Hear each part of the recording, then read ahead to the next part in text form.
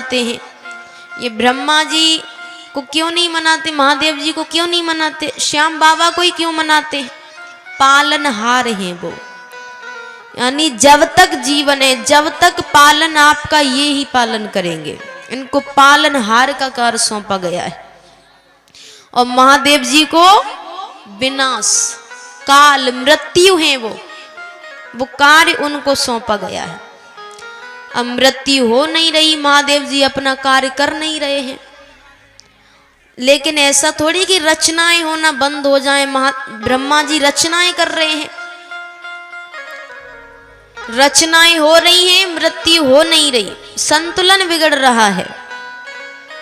तब जाकर विष्णु भगवान ने अदृश्य रूप में सुदर्शन चक्र फेंका। वो एक एक करके सती माता के अंगों को काटने लगता है, और एक एक अंग जहां गिरे वहां पर एक एक सिद्ध पीठ की रचना हुई। सिद्ध पीठ यानी आप जानते हैं जिन्हें कामुख्याई देवी जैसे अलग अलग सिद्ध पीठ हैं माता के, जहां पर माता के कुछ कुछ अंग हैं, कहीं आधा अंग, कहीं कुछ अंग, तो सबको सिद्ध पीठ का नाम दिया गया है। तो वो सती माता के अंग हैं, तो एक एक जाकर गिरते हैं वहां पर। जब कुछ नहीं बचता तो वापस तपस्या में लीन हो जाते हैं।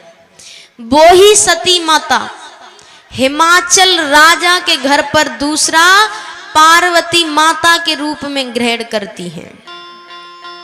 कठोर तपस्या की सिर्फ इसीलिए कि उनका विवाह महादेव जी से हो जाए, विवाह योग्य होती हैं। अब घर में लड़की विवाह योग्य हो जाए तो अपने मित्र रिश्तेदारों से कहते हैं कि भाई कोई अच्छा रिश्ता हो तो बताना। तो नारद जी राजा हिमाचल के पास आते हैं, तो नारद जी से कहा कि कोई अच्छा घरवर नजर हो तो बताना। नारद जी को सब पता था।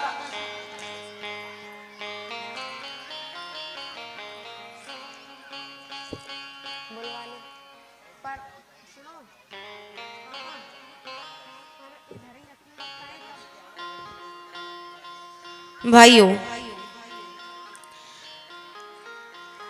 नारद जी ने कहा कि बहुत अच्छा रिश्ता है, बहुत अच्छा वर है।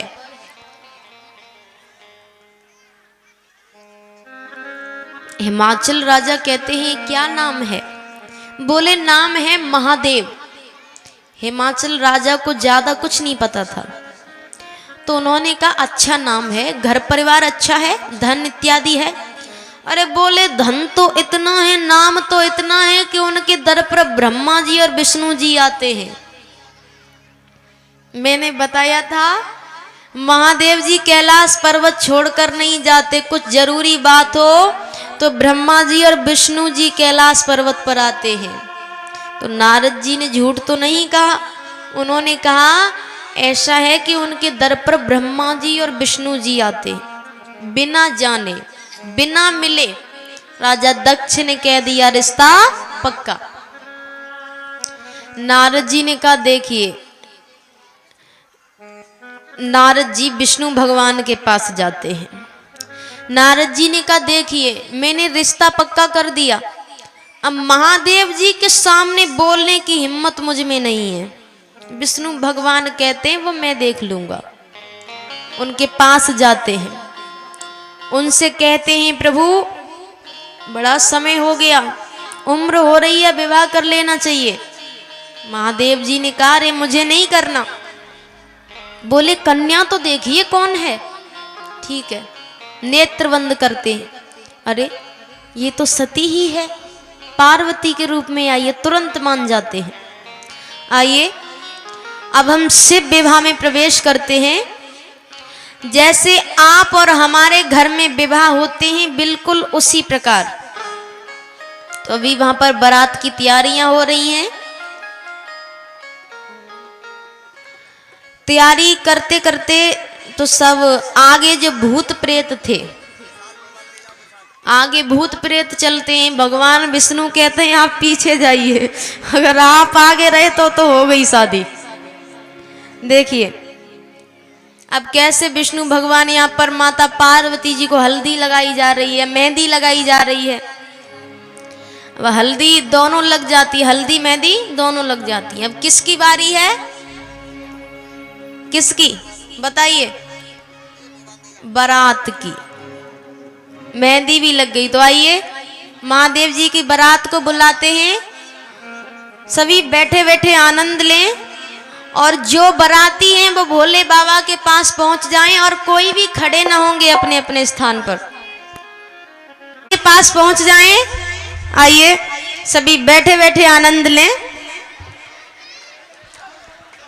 अरे शिव जी बिहाने चले पालकी सजाए के, भभूति रमाए के हो राम। अरे संग संग बराती चले ढोल बजाए के, घोड़ा दौड़ाए के हो राम। आइए कितने बराती हैं यहाँ पर, उठाएं पूरे पूरे हाथ एकदम लंबे लंबे, तालियां जोरदार। अरे शिव जी बिहाने चले पालकी सजाए के, भभूति रमाए के हो राम।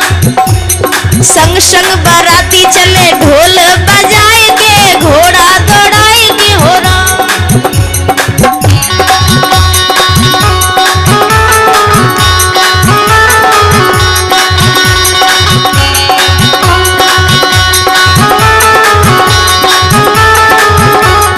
और तालियां जोरदार, उठाइए दोनों हाथ और बजाइए ताली। शिव जी बिहाने चले पालकी सजाए के, भभूति रमाए के हो राम। संग संग बाराती चले ढोल बजाए के, घोड़ा दौड़ाए के हो राम।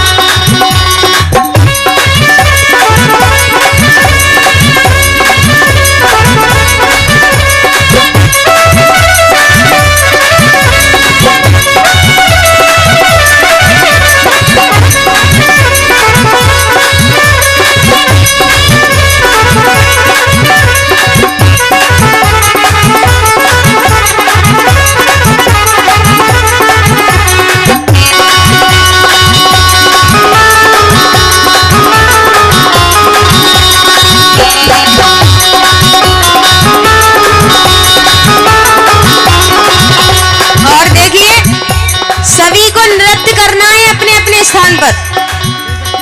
अब इनकी बारात है, कोई साधारण बारात तो है नहीं, महादेव जी की बारात है। तो विष्णु जी और लक्ष्मी जी तो गरुड़ के ऊपर चढ़ाए, दाढ़ी वाले बूढ़े ब्रह्मा हंस सवारी ले आए।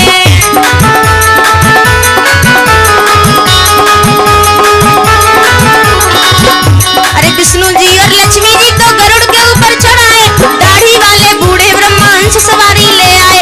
बड़ी शान से इंद्र आए ऐरावत लेके हाथी, उनके संग यमराज विराजे और यमदूत के सभी साथी। मस्ती में हर गुण गाते, नाच खुशी मनाते, बीड़ा बजाए के, तारों को सजाए के हो राम। ओ भैया शिव जी बिहाने चले पालकी सजाए के, भभूति रमाए के हो राम। उठाइए हाथ और बजाइए ताली।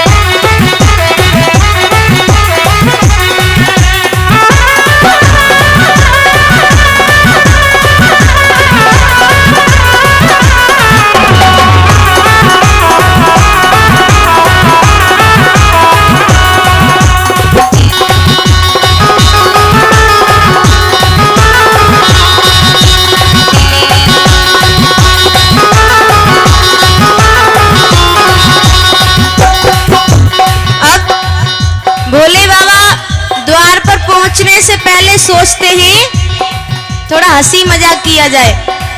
भोले बाबा ने सोचा थोड़ा हंसी मजाक किया जाए, तो भोले बाबा ने अपना रूप बदल लिया और रूप बदल के 60 साल के बुढ़ा बन गए।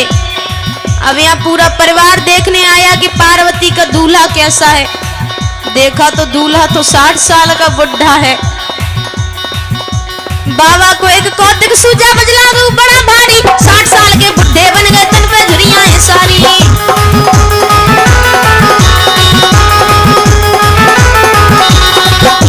बाबा को एक कौतिक सूझा, बजला रूप बड़ा भारी, 60 साल के बुढ़े बन गए, तन पे झुर्रियां हैं सारी।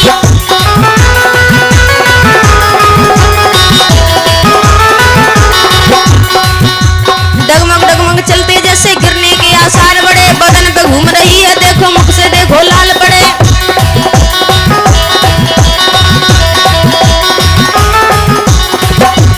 जो भी देखे चकराए, कलेजा मुंह को आए, ऐसे दूल्हे से सबको रखना बचाए के छुपाए के हो रहा। ओ भैया शिव जी बिहाने चले, पालकी सजाए के, भभूति रमाए के हो रहा।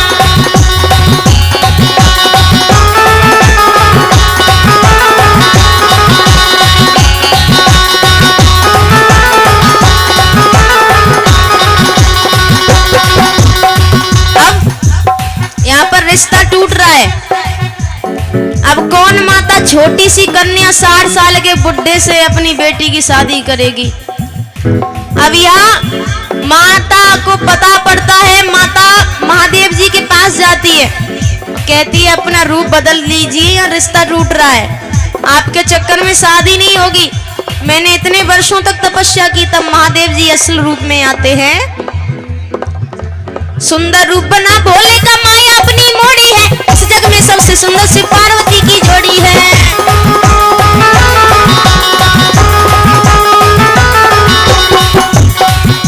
ऋषि मुनि और वेद शास्त्र इनके ही गुण गाते हैं, इस जोड़ी का दर्शन पाके जीवन सफल बनाते हैं।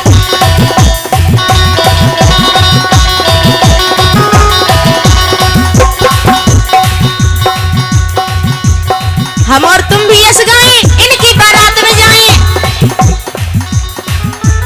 कितने बाराती हैं यहाँ पर, उठाइए पूरे पूरे हाथ एकदम लंबे लंबे।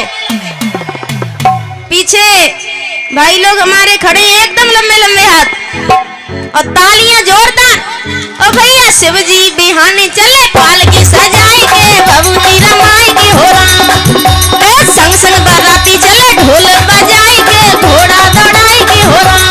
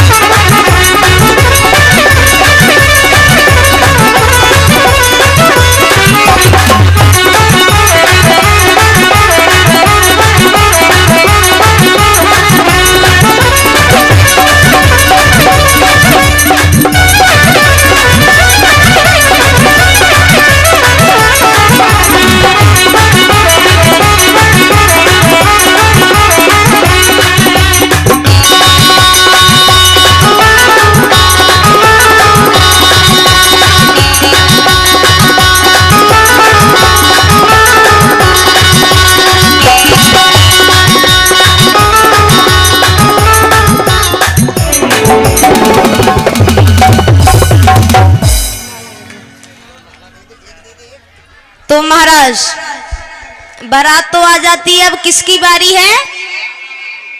बारात आ जाने के बाद महिलाएं बताएं, इनको तो कुछ पता रहता नहीं है, आप ही बता दीजिए। हैं दुल्हन की तो है मतलब वरमाला की। तो आ जाएं, आइए पार्वती जी आ जाइए, खड़े हो जाएं आप लोग।